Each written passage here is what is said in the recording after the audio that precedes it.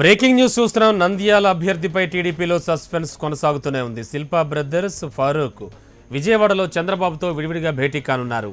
ఇరు వర్గాలు నంద్యాల అభ్యర్థిపై తమ అభిప్రాయాలను పార్టీ అధినేతకు తెలుపనున్నాయి.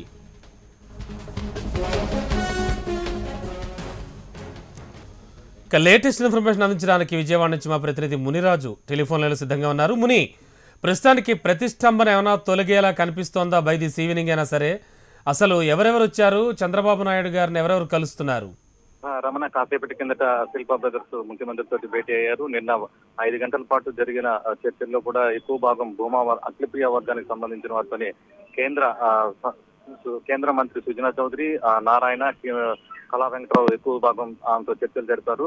ముఖ్యమంత్రి యొక్క ఆలోచనను ఆమెకు తెలిపే ప్రయత్నం చేశారు. మరోవైపు శిల్పా చక్రపాణి రెడ్డి తోటి కాసేపు భేటీ అయ్యారు. అనంతరం ముఖ్యమంత్రి వద్దకి ఇరు వర్గాలను కూడా తీసుకొచ్చినప్పటికీ భూమా వర్గంతో ముఖ్యమంత్రి నిన్న మాట్లాడడం జరిగింది. దీంతో ఇవాళ శిల్పా మోహన్ రెడ్డి తోటి భేటీ అయ్యారు. ఈ భేటీలో ముఖ్యంగా తమ వర్గానికి, అంటే గత ఎన్నికల్లో కూడా టీడీపీ తరఫున పోటీ చేసి స్వల్ప మెజార్టీతో ఓడిపోయినందున తన సోదరుడికే టికెట్ ఇవ్వాలని శిల్పా చక్రపాణి రెడ్డి కోరే అవకాశం కనిపిస్తుంది. ఎందుకంటే నియోజకవర్గంలో తాము కార్యకర్తలకు సమాధానం చెప్పుకోవాల్సిన పరిస్థితి ఏర్పడుతుంది. అలా దానివల్ల గత ఎన్నికల్లో పోటీ చేసిన టీడీపీ అభ్యర్థి అయినటువంటి తన సోదరుడికి ఇవ్వాలనేసి శిల్పా చక్రపాణి రెడ్డి ముఖ్యమంత్రి ఎదుట తన వాదనలు వినిపించారు. మరోవైపు తండ్రి మృతితోటి తమ కుటుంబ సభ్యులకే సీట్ ఇవ్వాలనేసి చెప్పి భూమా అఖిలప్రియ ఇప్పటికే గట్టిగా ముఖ్యమంత్రి వద్ద తమ వాదన వినిపించడంతో ఎటువంటి నిర్ణయం తీసుకుంటారనేది మాత్రం కాస్త ఆలస్యం, నిర్ణయం తీసుకున్న దాని మీద మాత్రం ఖచ్చితంగా ఆలస్యం అయితే వస్తుంది కనిపిస్తుంది. ఎందుకంటే ఎన్నికల నోటిఫికేషన్ ఇంకా జారీ చేయలేదు కాబట్టి ఎన్నికల నోటిఫికేషన్ తర్వాతనే అభ్యర్థి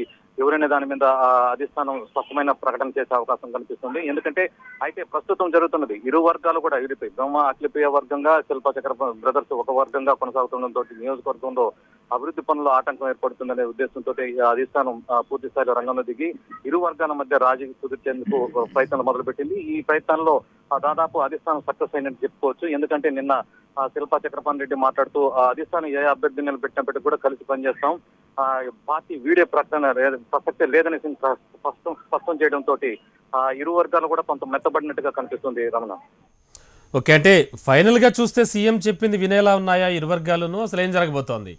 ఖచ్చితంగా ఇరు వర్గాలు కూడా ఆ పార్టీ అధిష్టానం తీసుకునే నిర్ణయానికి కట్టుబడతామనే అభిప్రాయానికైతే నిన్న దాదాపుగా వచ్చినట్టుగా కనిపిస్తుంది. ఎందుకంటే నియోజకవర్గంలో అభివృద్ధి పనులు జరగాలన్నా లేక 2 ఏళ్ల పాటు సమయం ఉండడంతో ఎన్నికలకి ఏ వర్గం కూడా ఇమీడియట్లీ స్టెప్ తీసుకొని ఆ పార్టీ నుంచి బయటపడే పరిస్థితి కనిపించడం లేదు. ఎందుకంటే రాష్ట్రంలో అభివృద్ధి కానీ, నియోజకవర్గాల్లో అభివృద్ధి కానీ లేదా తమ పట్టు ఉండాలి అంటే ఆ ప్రభుత్వం ఉండడమే మంచిదనే అభిప్రాయంతో 2 వర్గాలు కూడా ఆలోచిస్తుండడంతో ఖచ్చితంగా ఈ 2 వర్గాలు కూడా అధిష్టానం మాటకి పూర్తి స్థాయిలో అంగీకరించే అవకాశం ఉంది. అయితే ఏ వర్గానికి అయితే టికెట్ దక్కుతుందో ఆ టికెట్ దక్కని వర్గానికి మాత్రం ముఖ్యమంత్రి ఖచ్చితంగా మేజర్ భరోసా ఇచ్చే అవకాశం కనిపిస్తుంది. Right Muni, thank you.